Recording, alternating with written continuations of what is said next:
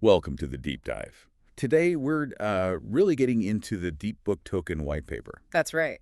Our plan is to pull out the key ideas, understand how this Deep token is aiming to shake things up for wholesale liquidity on the Sui blockchain. Yeah, and if you're trying to get a handle on what's next in DeFi, or maybe you're just curious how these complex systems get designed to actually encourage people to join in and keep things secure, this should be right up your alley. Definitely. We'll break down the Deep token, its job in the DeepBook platform, trying to hit those aha moments without, drowning in details. Exactly. The source is the white paper itself, dated September 5th, 2024.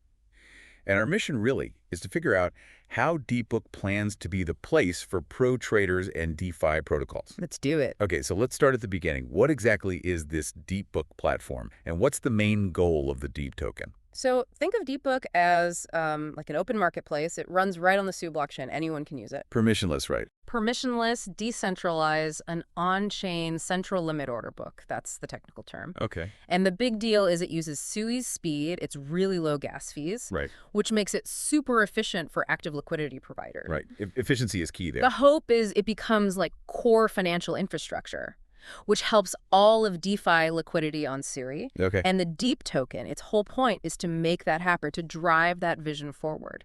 Gotcha. Building blocks for a better DeFi on Sui. Now, the white paper talks about four core flows in the token model. Let's unpack those. First up, volume-based taker fees. What's the idea there? Okay, so this one's about rewarding activity. Takers, they're the ones hitting existing orders, right? They pay fees, but these fees start, moderate, and then they actually go down the more volume you trade in a specific pool during an epoch. An epoch, like a set time period. Exactly. Think of it like a trading season. So the more active you are, the cheaper your marginal trades become. It's a direct incentive to participate consistently. That makes a lot of sense. Yeah. Benefits the heavy users. Okay, second flow, maker incentives. Who are the makers here, and how did this work?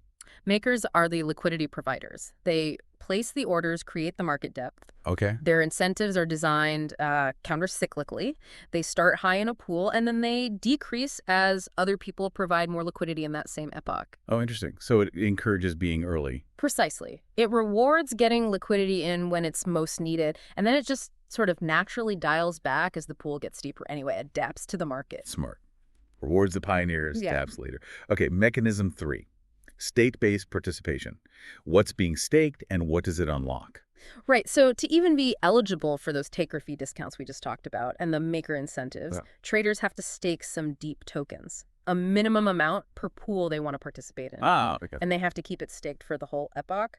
Importantly, though, staking itself doesn't earn rewards, like no passive yield. So why do it? It's about alignment. It connects the core participants to DeepBook's governance, its stewardship. It shows you have skin in the game, basically, to get the active trading benefits. Got it. So staking is your ticket to the active benefits, not just for passive income. Yeah. Okay. And the last core flow, stake-based governance.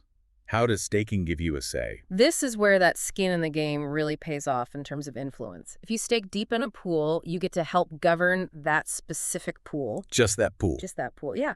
Your influence, your voting power, scales with how much deep you've staked there. And what can they govern? They can vote to adjust fee parameters, Right. the taker baseline, the maker fees, and also the minimum staking requirement for their pool. And interestingly, you don't need a minimum stake just to vote or propose things. Even small stakers can participate in the process. That sounds really key for keeping it decentralized. Okay, but any system like this must have potential weak spots. The white paper talks about vulnerabilities and defenses. What are the big ones? Yeah, they highlight two main concerns. First is wash trading. Fake volume. Exactly. People trading back and forth, maybe with themselves, just to rack up volume and potentially earn more maker incentive than they should. Gaming the system. Right. How do they fight that? Couple of ways. First, a pool can't pay out more incentives in an epoch than it collected in fees. Any leftover fees, they get burned, gone forever. Okay, so it can't bleed tokens. Right. And second, once a pool hits a certain basic liquidity level, the math is set up so that the maker incentives for a single trade will actually be less than the fees paid on that trade. Making it unprofitable to just wash trade purely for the incentive. Precisely. Takes the economic incentive away. Clever. Okay, what's the second vulnerability? Governance capture. Yeah, that's the worry that maybe a few really big stakers could team up, vote in changes that benefit them, maybe screw over the smaller guys or hurt the pool's health long term. The classic problem in DeFi governance. It is. So what are the defenses here? Yeah, what's DeepBook do? Well, first, there are limits on what governance can even change. They can tweak the taker baseline, maker fees, minimum stake, but only within certain predefined ranges. Hard-coded limits. Exactly. And those limits are different for stablecoin pools versus, say, more volatile asset pools. Prevents anything too crazy. Right. And second, this is pretty neat. Voting power doesn't just scale one-to-one with your stake indefinitely. Oh, how does it scale then? It's linear up to a point, but then it becomes concave. They use a square root function. Square root voting. Yeah. So bigger stakes still get more votes, but not proportionally as much after a certain threshold. It gives smaller stakers relatively more say, makes it way harder for whales to just dominate everything. That sounds like a good balance. And helps against Sybil attacks too, right? Since you need to stake anyway for the benefit. Exactly. The minimum stake requirement for benefits makes creating tons of fake identities costly and less effective for gaming governance. Very interesting design. Okay, let's shift to the token itself. Deep. Total supply. How's it getting out there? Okay, total supply is fixed. 10 billion deep. No more can ever be minted. Fixed supply, good. Distribution. It looks pretty community-focused. 10% is for an initial community airdrop. Okay. About 28% goes to the core team, early backers, the people who built it. Standard stuff. And then the biggest chunk, around 62%, is set aside for the future. Things like grants, community programs, other initiatives. So the vast majority is earmarked for the broader community over time. 62% for the community. Yeah. That's significant. Okay, let's trace the token flow. Imagine an epoch starting. What happens? All right. So before the epoch begins, if you want those discounts or incentives, you stake your deep in the pools you're interested in. Step 1. The stake. Then during the epoch, trading happens. Takers and makers pay fees on their trades. Right. Now for takers, if you didn't stake, your fee is just flat. If you did stake the minimum, your fee starts the same. But once your trading volume hits that minimum stake level, Yes. boom, your marginal taker fee gets cut in half for the rest of the epoch. The volume discount kicks in. And maker fees. Maker fees are simpler. They're just a constant rate for everyone. No staking discount there. Okay. Then what happens after the epoch ends? After it ends, the system calculates the maker incentives. Eligible makers, the ones who staked, can then claim their rebates, basically. Based on that counter-cyclical formula we talked about. Exactly. And remember those leftover fees, the ones not paid out as incentive. They get burned. Earned, permanently removed. And finally, you decide. Roll your stake over into the next epoch or pull your deep back out. Okay. Stake pay fees, potentially get incentives, burn residuals, unstake or roll over. Clear flow. Let's zoom in again on fees and incentives. Marginal taker fees, marginal maker fees, just to be crystal clear. Marginal fee just means the fee on the very next unit you trade. So for stake takers, once they cross that volume threshold, which is initially set equal to the minimum stake amount, the fee on every subsequent dollar or token they trade is 50% lower. Go. Marginal maker fee. Super simple. Just a flat rate per unit traded. Doesn't change. Got it. And the maker incentives. You said they had several design goals. Yeah, 4 main things they were aiming for. 1, protect the protocol's solvency can't pay out more than askings in. Makes sense. 2, be counter-cyclical higher rewards when liquidity is scarce. 3, discourage wash trading. Right. And 4, never disincentivize providing liquidity. You don't want makers pulling orders because of weird incentive math. Okay. And the key factor is other makers' liquidity. Exactly. Your incentive depends on how much liquidity everyone else has provided. If they provide less, your incentive rate is higher. Crucially, adding your own liquidity doesn't hurt your own incentive rate. That avoids a negative feedback loop. Right. The calculation uses the fees you generated and compares total other maker liquidity to this phase-out point. And again, total incentives paid, total fees collected. Always. This phase-out point sounds important. What is it? How does it work? It's basically a threshold. It represents a level of total liquidity provided by other makers. If the total liquidity from others hits or exceeds this phase-out point during the epoch, then your maker incentives for that epoch drop to 0. It's a point where the protocol decides the pool is liquid enough and doesn't need heavy incentivization anymore for that period. It phases them out. Okay, so it dials down incentives as the pool matures within an epoch. And the burning of residual collected fees, why is that so critical? You mentioned EIP 1559 inspiration. Absolutely critical. Burning makes the disincentive against wash trading much stronger. If those fees weren't burned, if they might somehow come back to participants later. People might try to game it. Exactly. You could pay fees now, hoping to recoup them indirectly later.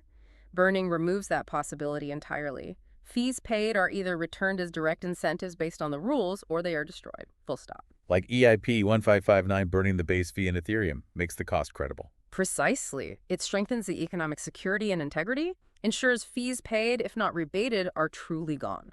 Okay, really hammering home that anti-gaming aspect. Let's swing back to governance one more time. How does it work practically, epoch to epoch? All right. So during any given epoch, say epoch T, anyone who's staking deep can propose a change. Get to the fees or minimum stake? Yep. Taker baseline fee, maker fee, or minimum stake requirement. But the change they propose is for the next epoch, epoch +1. Okay, proposing for the future. Then, still within epoch T, all the stakers in that pool vote. They can vote for one of the proposals or vote to just keep things as they are. Using their stake-weighted votes. Using their stake-weighted votes, exactly. At the end of epoch T, the votes are tallied. If any proposal gets over 50% of the votes cast, and if enough total stake participated in the vote to meet quorum, Then it passes. then it passes and takes effect for epoch Q+1. If nothing gets 50% or quorum isn't met, the parameters just roll over unchanged. And remember, those changes are constrained within limits. Right, the hard-coded boundaries. Yeah. And remind us about the scaling of voting power. Not linear, you said. Correct. Non-linear. It's linear up to a cutoff point specifically, half the minimum stake requirement. Stake more than that, and your voting power still increases, but slower, following that square root curve. Okay. It's designed to give large holders influence but prevent absolute domination, while the minimum stake for benefits requirement defends against Sybil attacks. A balance. A sophisticated balance. Yeah. Okay, the white paper also gets into operational considerations. What practical things need to happen for DeepBook to run smoothly? Quite a few things. That phase-out point, pay for maker incentives, for instance. How is that set? It's not by governance vote. No, how then? It adjusts automatically. It's set to the median total liquidity level seen in that pool over the last 28 epochs, about 4 weeks of history. Ah, so it adapts based on recent history and makes it countercyclical and harder to manipulate. Exactly. Then there's price conversions. Fees are ideally paid in deep, but you're trading, say, SUI for USDC. So the protocol needs price feeds. Oracles, yes. Approved oracles provide prices between pool tokens and deep. They get updated a few times per epoch. These prices are also used to classify pools stable swap or not, which affects those governance fee boundaries. What if there's no deep oracle for a token pair? Good question. If there's no reliable deep price, fees get collected in the pool tokens themselves at the highest tier. But critically, these tokens aren't used for incentives and they aren't burned. So what happens to them? They just accumulate. And DeepBook governance gets to decide later what to do with those accumulated non-deep tokens. Interesting. And pool creation. Completely permissionless. Anyone can spin up a new pool. And importantly, there's no cross-subsidization. Each pool's fees fund only its own incentives, keeps it clean and truly open. Makes sense for permissionlessness. Okay, and the timing. The epoch cycle. Right. Trading, oracle updates, governance proposals, and voting all happen in the current epoch. Let's call it T. Okay. Then, in the next epoch, 8+1, there's usually a specific transaction needed, a reconciliation transaction. What does that do? It triggers the calculation of the phase-out parameter based on epoch T's data, calculates and distributes the maker incentives from epoch T's, burns the residual fees from epoch T, and updates oracles. It settles the previous epoch. Unless it's a pool not using deep fees. Correct. Those pools skip the reconciliation step for incentives and burning. Got it. Epoch T's for action. Epoch +1 is for settlement. Lastly, that token allocation breakdown figure in the paper. Anything else to highlight there? Just reinforces what we said earlier. Figure 7 visually shows the split. 10% airdrop, 28% core team backers, and that big 62% slice for future community stuff, grants, programs, initiatives. Yeah. It really paints a picture of prioritizing long-term community-driven growth for the ecosystem. Rewards the start, but invests heavily in the future community. Okay, great. Let's try and wrap this all together. What are the absolute key takeaways from digging into this DeepBook token model? Well, I'd say it's clearly a very carefully thought out system. Yeah. Sophisticated, really. It's designed specifically for efficient wholesale liquidity on SUI. It uses this blend of volume-based taker fees, these dynamic countercyclical maker incentives, the stake-based participation for alignment and access, and then this quite robust governance system with built-in protections. Protections against wash trading and governance capture are key.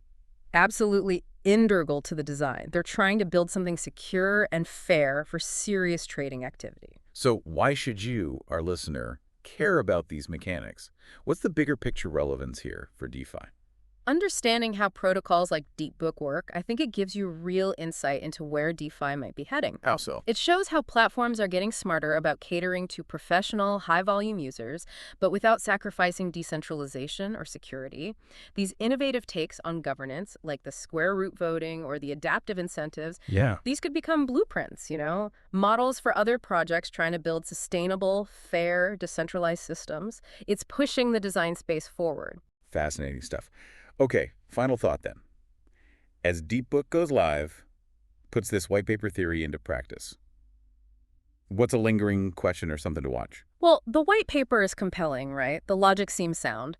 But the real world, it always throws curveballs. Always does. So the big question for me is, what unforeseen dynamics pop up when real traders with real money start interacting with these mechanisms under volatile market conditions? Will we see unexpected strategies? Will there be edge cases the design didn't fully anticipate? And how will the community respond? Exactly. How will the community and that governance system we discussed adapt? Can they steer the ship effectively to ensure this thing succeeds long term? The foundation is laid, but watching it play out on Sui, that's going to be the real test. It'll be fascinating to observe. It certainly will. A great place to leave it. Thanks for breaking all that down. My pleasure. And thanks all of you for tuning in to The Deep Dive. We'll catch you on the next one.